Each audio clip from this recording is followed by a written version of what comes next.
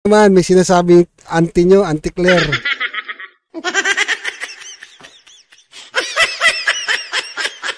May sinasabi si Auntie Claire.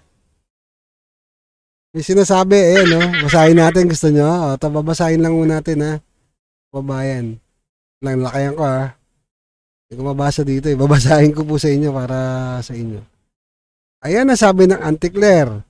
Kung si ex-gov Gwen Garcia sana ang nanalo na gobernador, ay hindi sana ganun kalakas ang lindol.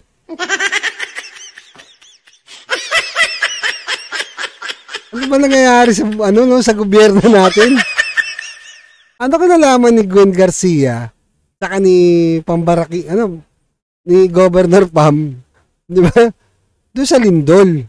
Di ba? Hihinto ba yun kasi hihina ba yun? Magmamagnitude 1 lang ba yun pagka si Gwen Garcia ang gobernador?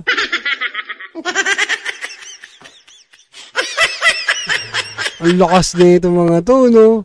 Grabe ka, Auntie Claire. No? Hindi ko alam, lahat na lang ng mga sinasabi nito ni Auntie Claire, parang hindi mo sa akin galing yan, galing mo sa Tribune. Diba? Ayan galing mo sa Daily Tribune.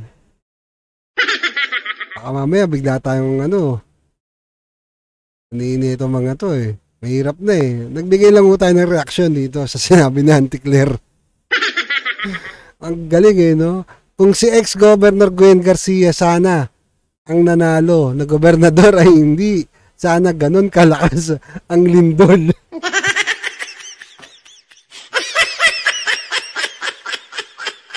Nantutsa no? Biruin niyo yun. Ano kinalaman ng pagkapanalo ni Governor Pam? At kung si Gwen Garcia ang ano yun? Hindi ganun kalakas ang lindol? Nakokontrol niya? Grabe.